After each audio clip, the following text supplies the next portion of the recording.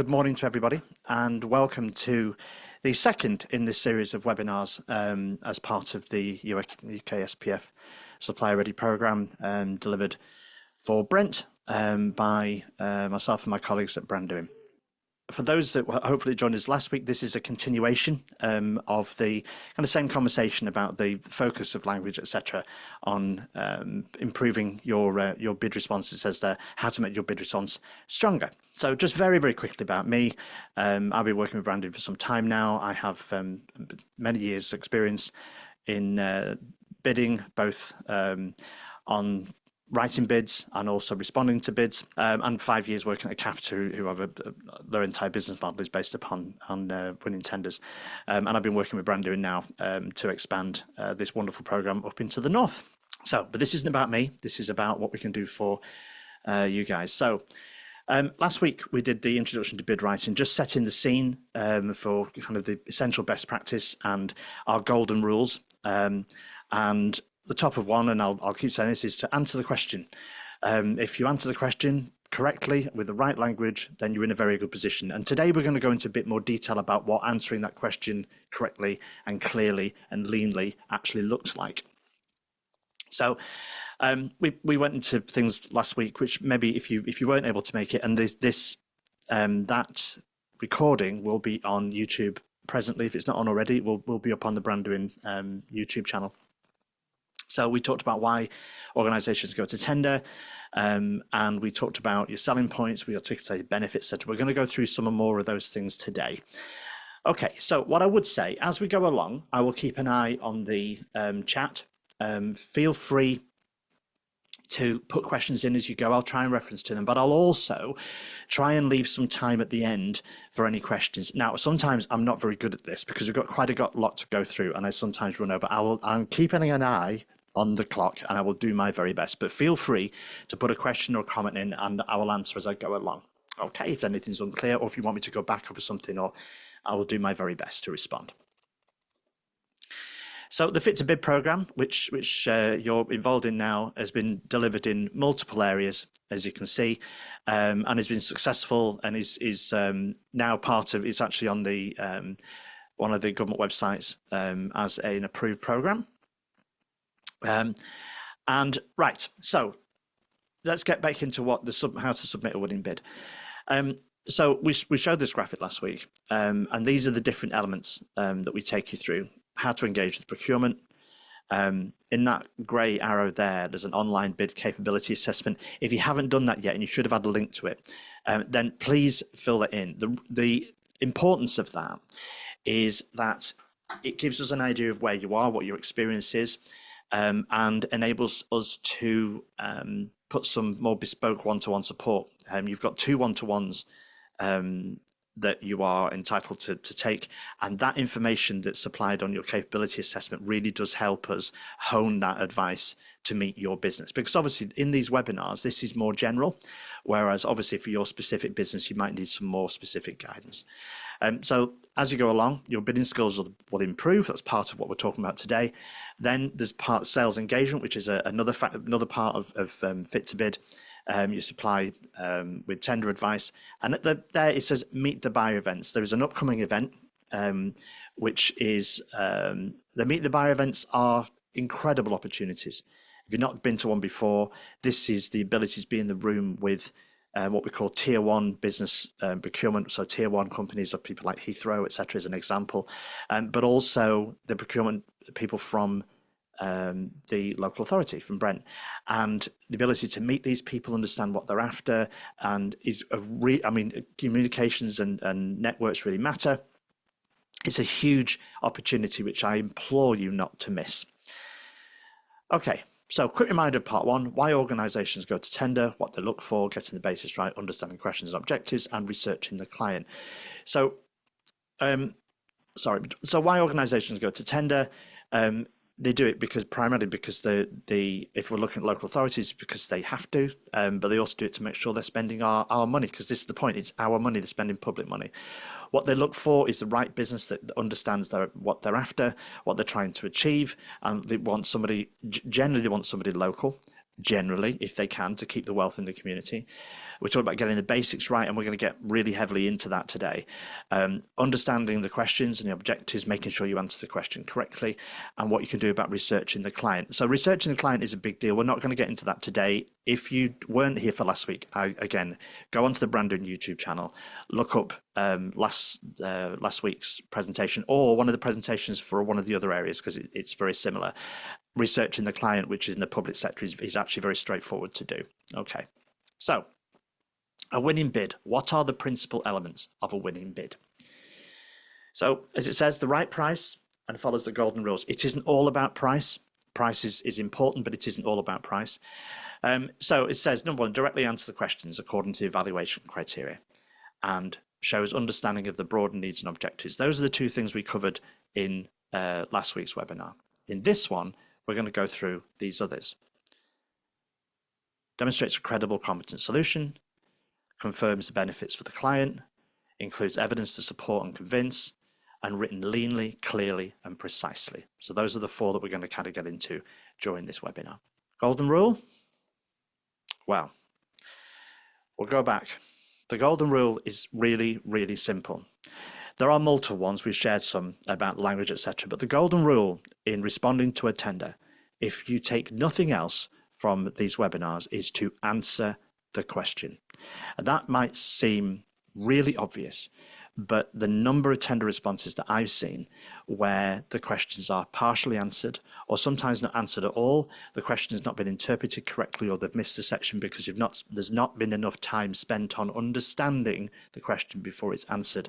And it's probably the biggest reason why tender responses fail, is because they fail to answer the question fully and correctly. So when you're describing your solution, which will be part of your answer, why is why should a company should work with you, or why a local authority should work with you, then you include what is relevance. What is relevant? Relevance is something we'll get to in later slides, but what is relevant? And you use your common sense. And the common sense of it is to make sure that you put all the information together. So if you're talking about a how, a complete description of how you'll execute the required work, it says there, so how you will do what you do. Whatever you say, then you need to substantiate it. And the way to substantiate is to cover with the who, what, when, where, why. And I'm not going to go through every element of this. Again, as I've mentioned, the YouTube channel, these slides won't be shared with you. However, this recording will go on the YouTube channel sometime over the next week, so you'll be able to reference back to it. But if you look at there, so let's take who, for example. Who is actually going to deliver it? You, your partners, your subcontractors. What does your company look like? In other words, what's the structure? Who does what? You'll often be asked what your resilience is. In other words, if there's an issue, if somebody is off, how do you cover that? Those kind of questions. And what process do you use? When you get into what, your deliverables, your methods, your approach. When, the milestones, if there are some, how are you going to meet them? How do you meet delivery dates, depending on what the tender's like? Where do you actually operate? And why do you do what do you do? And how can you evidence that? Evidence being the big deal, evidence being case studies, etc. So there are a lot of elements, but actually, if you sit back from it, it is actually genuinely common sense. You just need to make sure you give them enough information. What you don't want to do is them thinking, well, how to do this? And where do they operate from? And you don't want them asking questions. You want to anticipate all the questions they might ask you and make sure you give them the answers. So this is something for you all to consider. Obviously, I don't know the industries that you're all involved in. I don't know the details of your individual businesses. Everybody likes to believe that they have a USP, a unique selling point. But the word unique is difficult to use, because to be genuinely unique is a very, very rare thing. So if you're in a crowded market, so for example, one client I've worked with recently is a facilities management company, essentially a commercial cleaning company. It's very difficult, close to impossible, to describe yourself as being unique in that market. So how do you stand out? How do you overcome that lack of uniqueness? And how you do that is looking for innovative solutions, and how you approach a standard procedure, and how good your response is and how detailed it is. That can be a real differentiator, is on the quality of your response. So you want to meet the requirements of the client, in this case, the local authority, and you want to describe them and you want to try and make them better than your competition. And by better might actually mean showing you show more understanding of what it is they're trying to do. Because how you should view your potential customer is that you're there to solve a problem for them, not just to provide a service. If you think you're there to solve a problem, so how do you solve that problem and how can you do that better in your competition? Or how can you just describe it better and show that you really understand what it is they're trying to achieve and how you can demonstrate how you're going to help them achieve that? So I'm sure in all your businesses, you're involved in various areas where you sell what you do. And no doubt you've all heard about the difference between features and benefits. But another way of looking at it is to avoid the so what. When you talk to somebody about what it is that your business does and what you do for your client, what you want to avoid is somebody going, well, so what? If you talk about the benefits, how it helps that your client, your customer, if you talk about the value that adds to them rather than how great you are. So simple, we have a machine that does this. So what? We have a machine that does this, which means that for the customer, then actually the focus is on what the result is. So you might have heard me say last week that which means that, although you don't need to use those three words, if you think about anything you say about what your company does, and in your head you go, which means that, so then you're starting talking about the customer. You're in the customer's, looking through the customer's eyes, for want of a better phrase. And this is what you really must do, because bearing in mind, when you respond to a tender, you're not sending a flashy brochure. You're answering questions, and you're giving detail, and what needs to come off the page or the screen when they're reading it, because it's evaluated by people, either an individual or by a panel. It needs to jump out that you are offering value, that you're offering benefits, not just that you can do it, but you show how that will benefit the customer and how you can go not necessarily above and beyond, but how you can deliver what they need. So just talking about what you can do is one thing, but talking about the benefit to the customer and what value of that, and again, how that solves a problem for them, is a much bigger deal. So the benefits of your solution. So I want you to have a think about this. There are no right or wrong answers in this, on any of the times where we ask you to just put some examples in the chat. Have a think. What benefits does your solution have? So the solution, whatever it is you offer to your clients, whatever they are, and how can you explain the value that you add? So I'm going to give you a couple of minutes, just have a think and put some examples in the chat if you're comfortable to do so. Like I said, there are no wrong answers. This is just an example so we can just broaden the conversation. So I'm going to take a quick drink of water and just have a think and think if there's anything you can put in that would just help. If not, then we'll go into others. But just have a think about what you can do talking about your business here. Now, what I would say is, for those that are thinking hard about whether they can answer this is a two slightly tougher questions than people might think when you look at your business. What absolute benefits does your solution have, and how can you explain the value? Isn't necessarily the most obvious thing. You could say it's your elevator pitch, but the fact is, the fact that there's silence here, I'm not saying, feel free to put something anyone wants to, but it's not necessarily that easy. You need to think about it hard. And that's the thing. Right, so we have a director assigned to our projects, so senior eyes on the entire project from start to finish. Okay, so, but I would say to that, but there is a bit of a so what there, is that, yeah, so senior eyes, but what does that actually mean? So just because senior eyes on it, but which means that there's more accountability, our response would be quicker to problems, we have more experience. It has to be direct. I get what you're saying there, absolutely, but it has to be clearer. And enter long-term employment, yeah, well, that's an absolute benefit. As a smaller supplier, we focus our attention entirely on delivering your project. Yeah, I mean that's for smaller suppliers, that generally is viewed as a USP of sorts. Maybe need to expand about that and start giving a specific example. Employing people in the local area, fabulous, that's a real benefit. Bespoke, handmade, sustainable, environmentally friendly, and sourced from local community. yeah, so benefits to the client, so benefits to your customer. So your client is if the customers you currently have in whatever area, how does that benefit them? So your solution, what's the outcome for them? So for you, obviously, it's good. You deliver a service, you grow your business, but what is it that benefits them? So in all these are good, but your answers, the benefits, and what's the value that you're adding in your solution? But you need to be maybe more specific. So even when we're saying bespoke, handmade, sustainable, environment friendly, okay. So to give you an example, and obviously this is why there are no wrong answers here, but when you look at a bid response for something, let's say something that's sustainable, environmentally friendly, that's a very, very good example, Sidney. I hope I pronounced your name correctly. There may well be a reference in the tender response that there are particular targets, environmental targets that they're expected to hit rather, and it might be part of what's called social value, which we'll get to in next week's webinar. Or you could have done your research on the local authority and see that they have particular targets, and that means you can say not just we're environmentally friendly, but actually we're environmentally friendly, which means we will help you meet the targets that you have for this year, and then quote that. As an example, you're using information you've done, which brings that, which means that. It's always, like I said, that's such a phrase to have in your head all the time, even though you don't use that phrase all the time, but you want to have it in your head, if that makes sense. So anything you say, or this is what's good about us, which means that, in other words, to you, the customer, this is the benefit.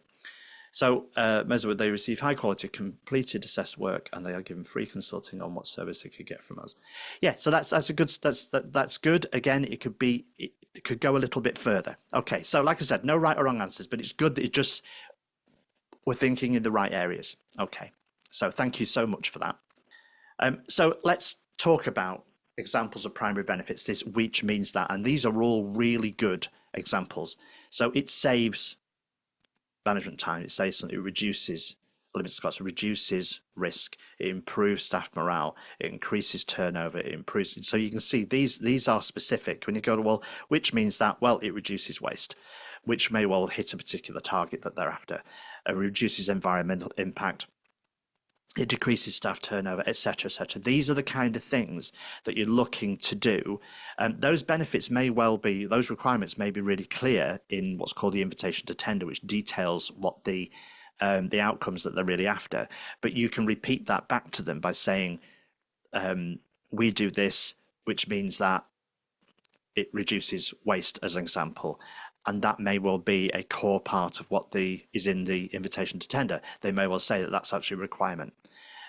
So this is the point. It's about thinking always through the eyes of the client or customer. So you try and attach something else to benefits as much as possible. And if you can, find a way of measuring and quantification, because quantification gives a greater perception of value. So the easiest way of calling this is that the government at all levels, from town councils, local authorities, up to government departments, love data. They love to be able to have information that shows what's being done, where, how, when, what the results are. There may well be particular metrics they'd want to see. Maybe they'll call them KPIs, which are normally those or service measures, something where they want to see you've got specific targets. A KPI is a key performance indicator, and normally it has a target, a range.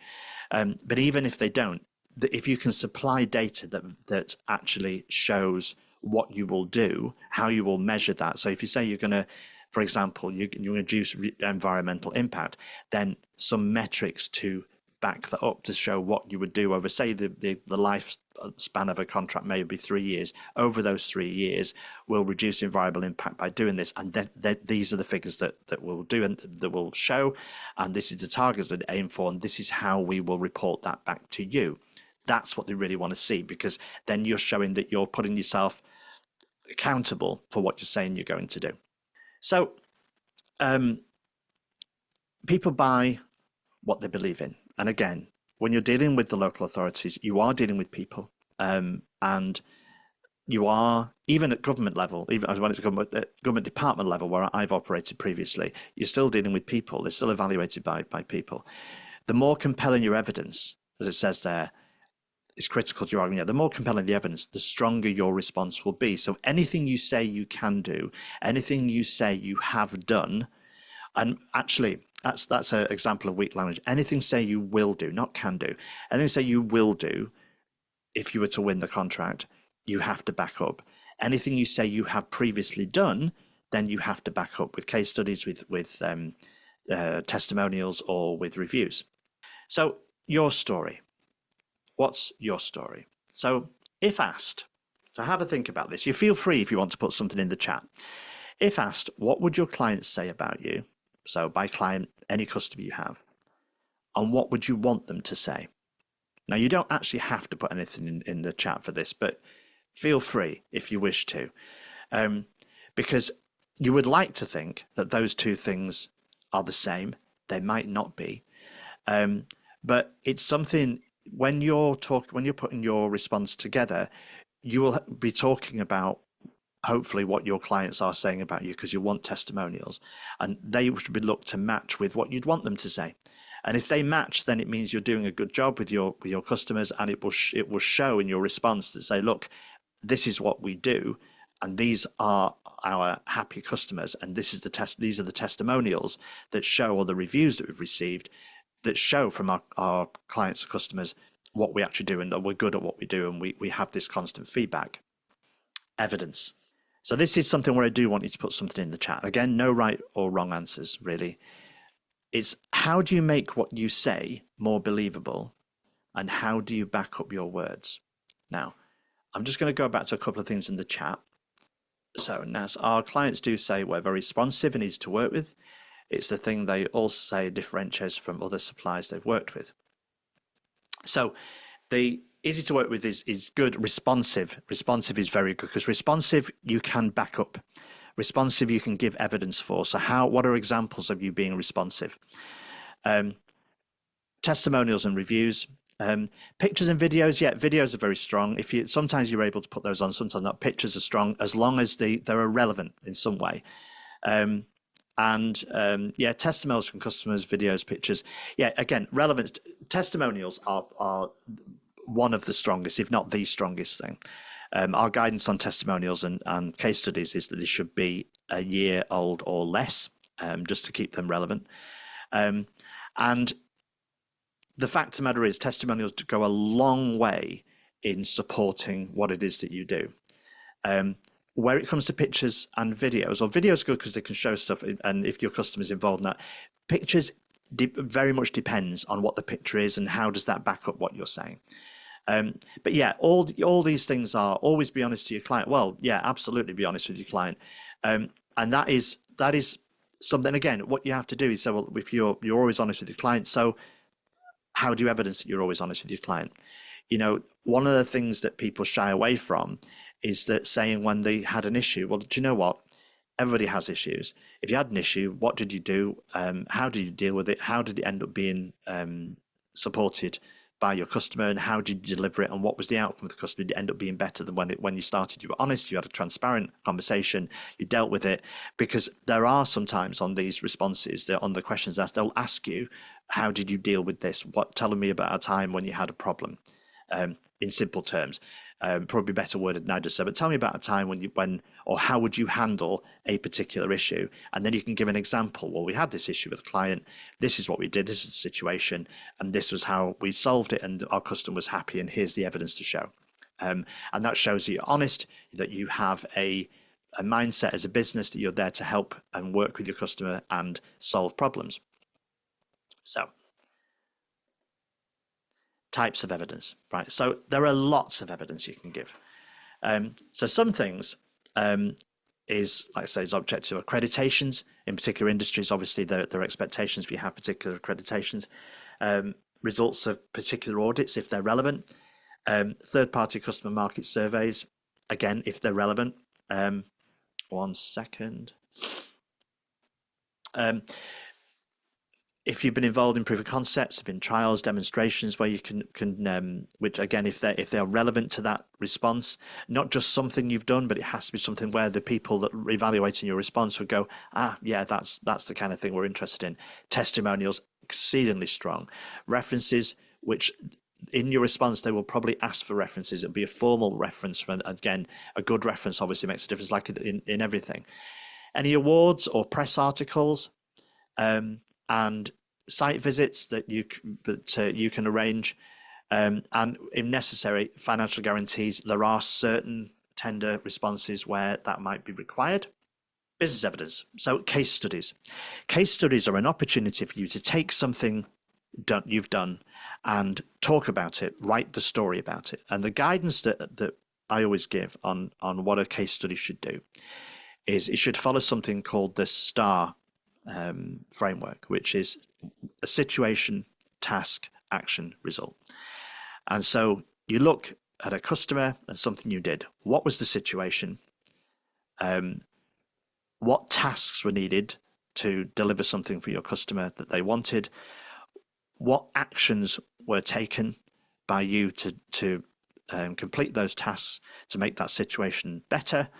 And what was the result? And the result is really the big deal. So you did all this work. What was the result at the end of it? And that, if you follow the STAR principle, it makes a case study very, very strong, which means better than just saying, oh, we did this and the customer was happy. If you break it down into those 4 elements and describe what the situation the customer, say a problem the customer had when they came to us, what tasks did it need to in order to deliver what they're after, what action did you take to complete those tasks, and what was the result? And that makes a really strong case study. Again, case studies should be a year old or less, really, for them to make them relevant. So also, you may all be asked about your operating procedures, how you do things. And depending, now this is a very, we can't go into specifics because we're all in different businesses, but depending on what you do, they'd like to say, well, how do you do this? And you describe how, basically, the mechanics of how your business runs. And how you deliver. That could be to do with your supply chain, could be to do with many, many things. But then your project methodologies, how, if it requires project management, how do you do that? And they will probably want to see that you have people maybe that are Prince qualified project managers as an example, and how do you follow that? And which means that if they understand how you do things, then they understand how you can report back to them on how things are done. That's the reason for asking that. So company evidence, any metrics or statistics that you could share that are relevant. Your statements about the trust me statements is really about your business and how you operate, your opinion on things, your thoughts, because you're expected to give your business's thoughts on the industry you're in and what you do and why you do it, your own customer surveys, your own marketing. Although, like I said, don't just send your brochure, but your own marketing and how you approach it. So your own individual policies. And then it says CVs. And my only caveat to that is they don't necessarily want everybody's CV in the business, full CV. And I mean, going back to O-levels that people talk, or GCSEs. What they really want, I prefer to call them pen portraits. What they want to know is that the people that would deliver the contract. So let's say this hypothetical contract with a local authority you won for 3 years. Who actually delivers that, and who does what, and what's their experience? So what you're really looking for is a CV that's edited to make sure that everything in there is relevant. So if you're saying about an individual is involved in this business, then you don't want to put in things that in their CV that's irrelevant to that tender. It's just what they need to know that makes them go, right, okay, you have the right people with the right experience and the right skill sets. So it's a slightly more edited version of what your normal CV for getting another job, for example. Sector evidence. Do you follow standard industry procedures? That might actually work with the objective evidence of accreditations. Do you use third-party equipment? If you do, which ones do you use? And is this the best? Is this standard? Is this unique? For example, you could have a piece of equipment that you use, which you only have the license. You're the only company in the country that has a license for example. It just does happen. That might be something you can talk about as a USP, but only if you can turn around and say, which means that what is so great about this equipment that you use, and how you approach your standard service. And more about actually how your company works, because one of the things that to be clear about is that what your potential client is looking, what the third party is looking at, what your local authority is looking at. Sorry, jumping over my words, is that they want to be sure that you are a fit and proper company to work with, which is the reason why they might ask you about your finances, etc. And they want references and they want testimonials, but they also want to know that they're working with a company that understands what they are trying to achieve. They want to understand how you operate, why you do what you do, and what your methodologies are, and what your thoughts are and approaches are, and how maybe things can improve by working with you over a period of time. So understanding that, it's why they ask you a lot of detailed things about your business. It's not just to check up on you. They want to understand how you operate. And remember that they're spending our money. I use this phrase that we all have two hats. And those two hats are, one is we run our businesses. I run a small business and we obviously want that business to grow. But we also have a hat where we pay our council tax, we pay our other taxes, and we want to believe, have been sure that the money that is being spent, that's partially out that we're contributing to, is spent wisely. And if you think about that, wearing both those hats when you're responding to an opportunity with your local authority or your council, etc., it does help. Because you're thinking, well, right, yeah, if I was reading this, I want to be sure that my money was being spent correctly. And if it's coming to your business, you want them to feel that, yes, this is the kind of company that we should be giving our money to, in very simple terms. Operational evidence. So, a transition process you undertook to implement your solution. So what did you do? Performance information over the last few years. Satisfaction data, which can be from your own surveys, or it could be other stakeholder information. Any information on improvements, added values, things that you've done. How have you developed over the period of the length of the business from where you started to where you are now? How have you improved, and what does that mean? Again, which means that. Issues and challenges, which we mentioned before. Don't shy away from talking about issues and challenges you've had, because the local authority is fully aware that things don't always go smoothly. So understanding that you're a business that understands there are sometimes issues and you are capable of solving them, and that you're transparent. Because another thing to bear in mind is, if you say, we'll use this hypothetical idea of winning a 3-year contract with your local authority, do not believe that they will simply pay you and go, right, okay, go on and do the work, and then leave you alone for 3 years. That absolutely will not happen. They will want to talk to you. They'll want transparent conversations. They'll want to see metrics. They'll want to know if there's any issues. Again, because of the job that they do, they're spending our money and they have to deliver a service. And so the more transparent you are, the more you are forthright in coming through with, yes, we've had this issue, but this is how we're going to solve it, or hopefully how we've already solved it. That's really, really important. And then customer commendations, positive quotes, and from end users and other stakeholders. That all these kind of things work with your testimonials, references, and case studies. You're just trying to make sure that you pull enough together to show why it is that you are the right kind of company to work with. Relevant. The information you provide in all areas is all about it being relevant. It has to be relevant to the bid. So the information in the bid, it has to be relevant to the client, to the market, and the service. This is really important. Otherwise, you're wasting your time supplying information which actually they'll read and go, well, that's nice, but actually that doesn't show that you are fit to deliver X. I'm trying to think of a really simple example. It's if the bid is about landscape gardening for schools, and you show lots of evidence that you've done lots of building work, which then it might not be the best example, but you understand what I mean. So we did this, we did this huge project, building this, building that, building the other. Well, actually, and what you've omitted to put is actually you did a whole load of also landscaping as part of it. You understand, this is very simple and a kind of oversimple example, but you just have to make sure every piece of evidence and every piece of information that you supply is relevant to that tender. If it's not, then find something that is. Be as recent as possible. We use a guideline of a year. Now, it's unlikely that in any bid response they'll be specific and tell you that this is, from experience, this is the guidance we give you. If you're a company that's been around a few years and the evidence you supply is from, say, 3 years ago, and you don't supply anything more recent, then that could be seen as a weaker response or weaker evidence. Okay. So you spend time developing the evidence. Yeah, you look at this ready. You spend time developing the entire response, but looking at your evidence, look at it hard, make sure it stacks up, share it with somebody else, and make sure that does that look good? Is it relevant, and does it make us look strong? You include the case studies. We talked about how a case study can be constructed, and must say, I'm here going through these things at quite a high level.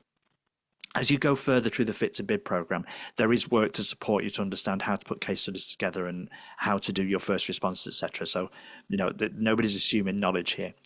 And you include it in your planning process. For those that were here last week, we said there is a timeline. It's very specific. The date, where, and time that you have to supply your responses is very specific. It's 12. If it was 12 o'clock on the 24th of January, which would be tomorrow, then it would have to be by 12 p.m.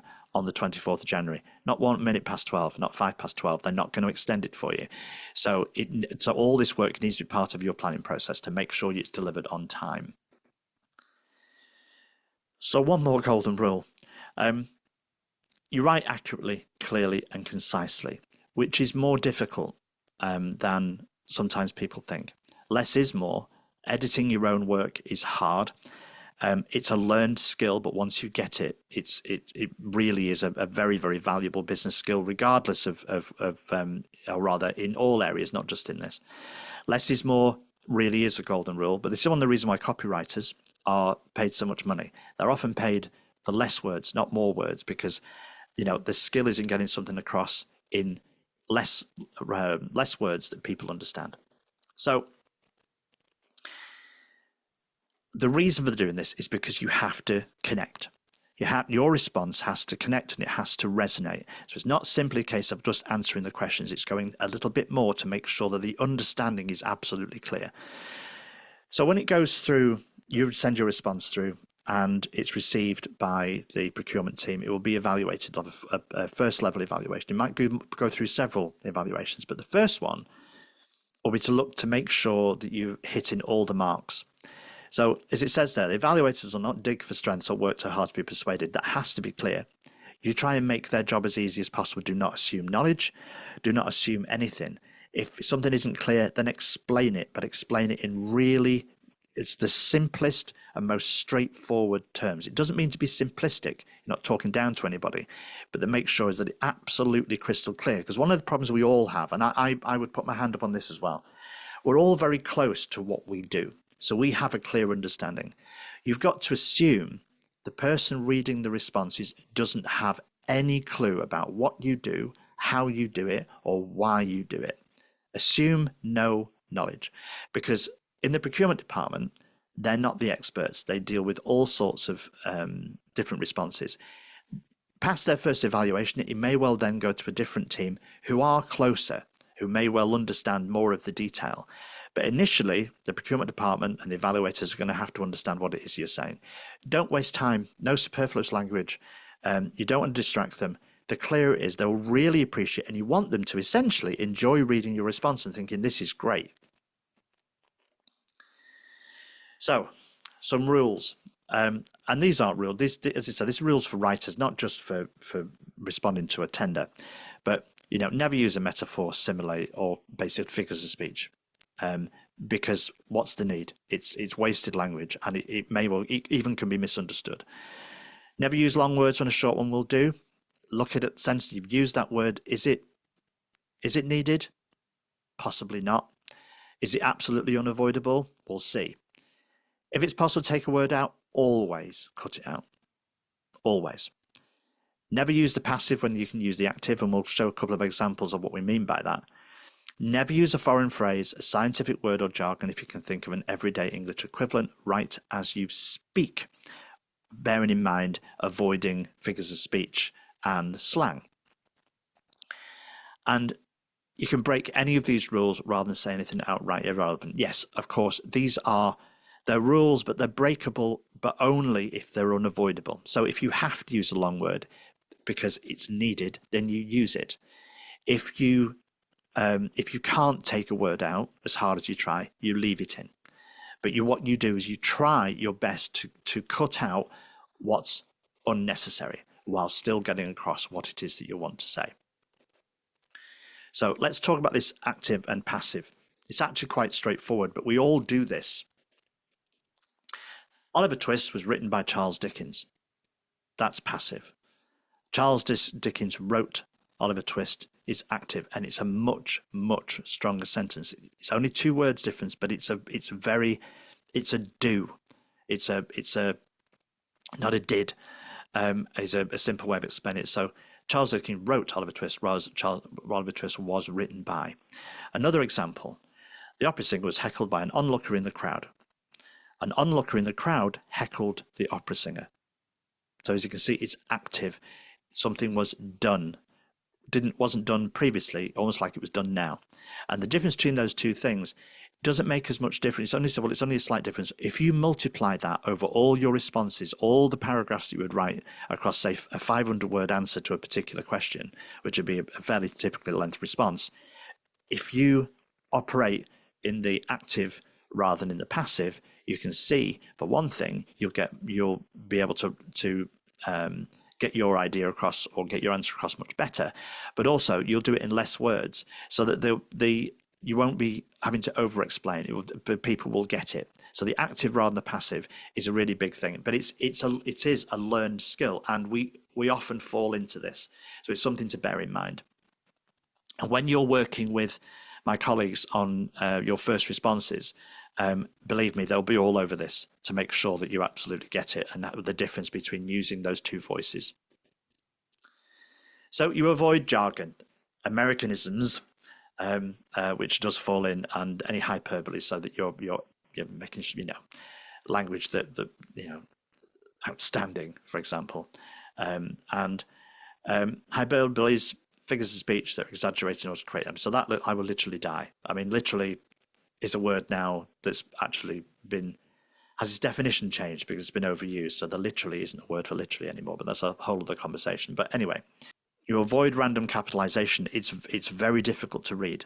That's a particularly terrible sign. So it's a very, very bad example.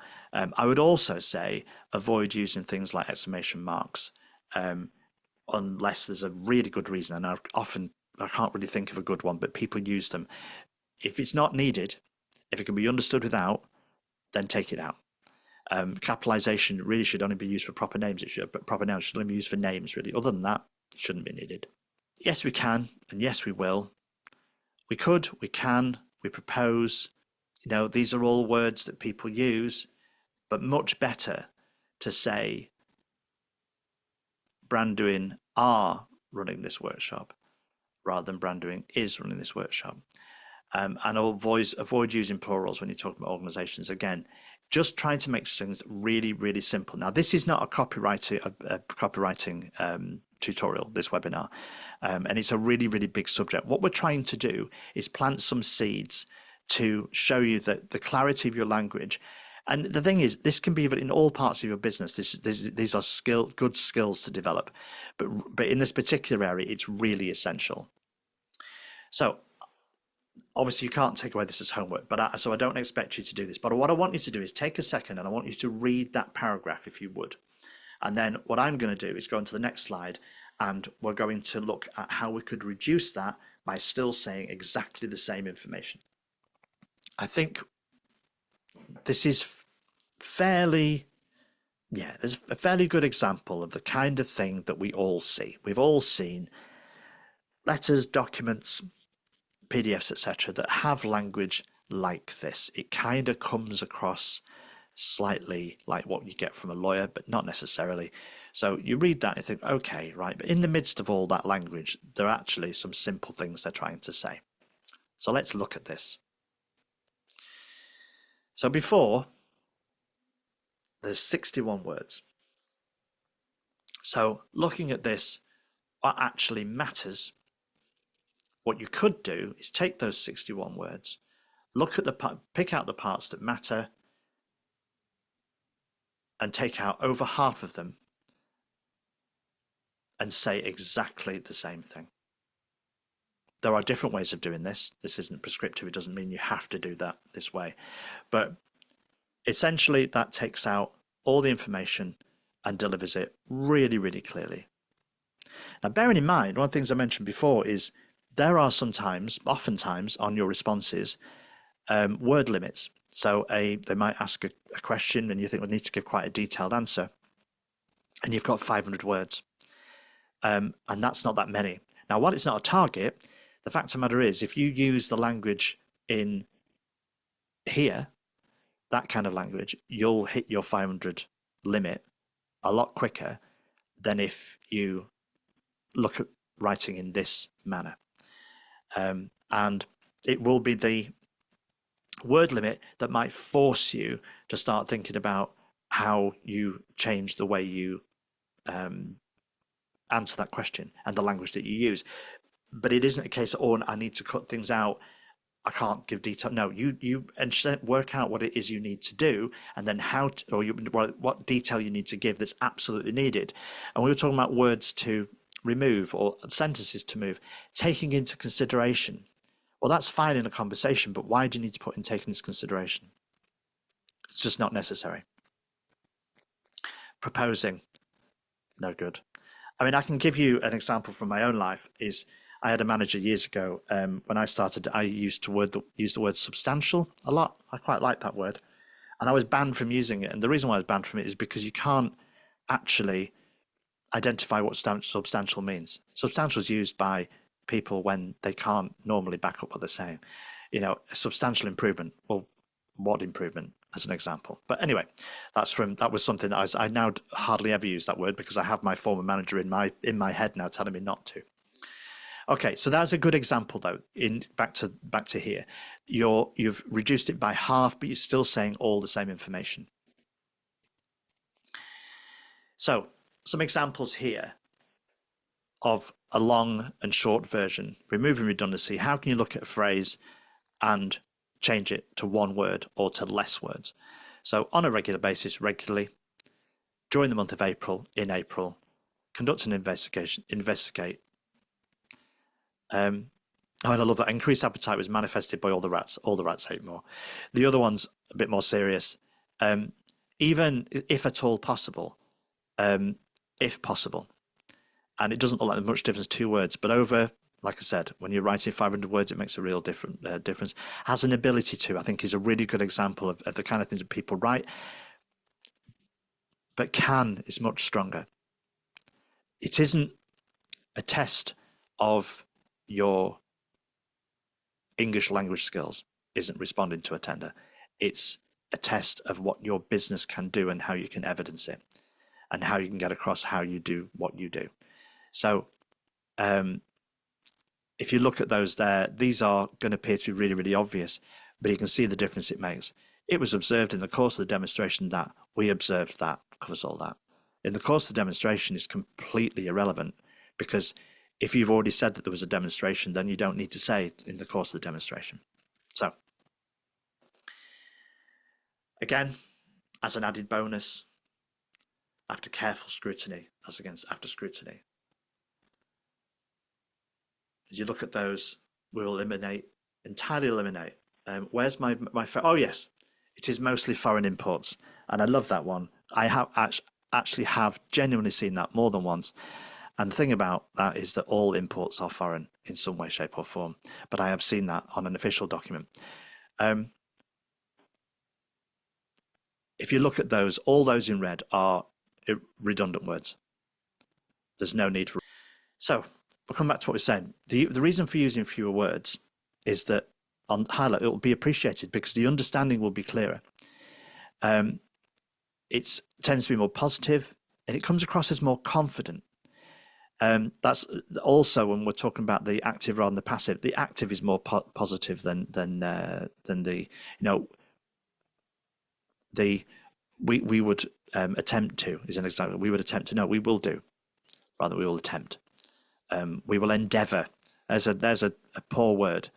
Sounds great. Terrible word. We will endeavour to. No, you won't endeavour to. You will do. And it is a potential differentiator. If there's we always say that in general, a good tender response is likely to win the contract. A poor one is likely not to.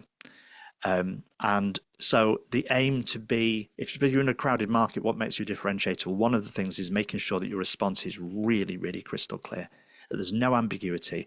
Everybody understands. Anybody that reads that would understand what it is that you do and why you are a company fit to deliver that. Really, really crystal clear without any having to have any prior knowledge, having to make any assumptions.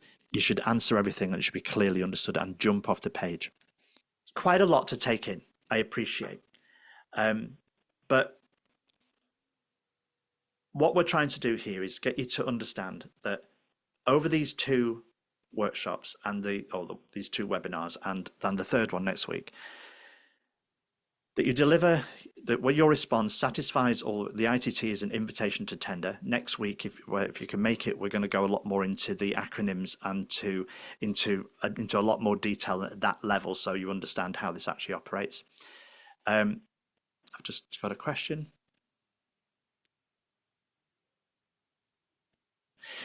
So now the question is, please can you remind me where to find the capability questionnaire I mentioned at the beginning of the presentation? I think I filed one a while ago, but I'm not sure. Right, so if you contact Branduin directly, or you can send an email to me at Branduin as well. But if you just remind them, and feel free to, because you think if it should be updated, just respond to any of your Branduin emails and they will direct you to the questionnaire. I haven't got the link to hand right now. My apologies. I should have that, but I don't have it. I'm sorry. But if you just contact Branduin and they will direct you to the questionnaire, and like I said, it may well be, if it's been some time, that it may well be worth updating. Okay, if that's all right. There's a thing on here, you're focusing on the customer, you're making your response, your solution compelling, you're making it easy to evaluate using the right language. You answer the why is it, what are the clear reasons for picking you, the proposal is well written, it's consistent, it's professional, it's easy to understand and succinct, and you've evidenced everything. If you tick all these boxes, then you have got a really, really good, strong response. And that is all we're trying to get you to understand, is that the work put into your response, it isn't quite simply, or the way that we say answer the question, but actually it isn't just answer the question, although that's really important. It's the way you answer the question to make sure that it's understood. And this is the point. Yes, it's not the taking apart, it's the winning that matters. You want to win the work. And this is what really, really matters. I know we're getting close to time now. Just very quickly, these are the two. This is today's. Next Wednesday, the right in public sector bid and tenders I'll be delivering, which goes into more detail on the acronyms and the mechanics of responding. We'll talk about we'll go through an example response and pull that apart. And then there are these things, these other parts of the Fit to Bid program delivered by my colleagues in Branduin, culminating with the Meet the Buyer event on the 20th of March and the Wealth Building Summit, which, like I said, I implore you to go. You'll receive an email link on Eventbrite to register. Before that, there's a preparation meeting, your pitch and success, so you know to make sure you make good use of that. But these are all delivered by my colleagues. Attend as many as you can. Remember, this is a program that's only available in the southeast here mostly, and this is really I'm trying to work this to get into the north of England. It's a real luxury to have this level of support going into the public sector. That's all funded for you. Please take advantage of everything that you can. And with that, that's that. I know whistle stop finished. I know it's a lot to take in, but high level, it's all about making sure people understand what you do, that they don't have to guess, they don't have to assume, and that you can evidence everything that you say. Now, I'll stick around for a few minutes if there's any extra questions. Otherwise, I hope you've got something out of that. Please try and make if you can, next Wednesdays, where, like I said, we get more into the acronyms and the components and the mechanics of actually responding to a tender, so that you see things that when you think now I know what an ITT is, I know what an RFI is, etc. And I will leave that with you. If there's no other questions, I'll stay on till just after 12. But otherwise, have a really, really good day. Thank you so much for attending, and I hope you've learned something, and I hope it helps. And I wish you well with the rest of the program, and wish you and your business every success, and to use this as a real, genuine opportunity to grow your business. Thank you very much.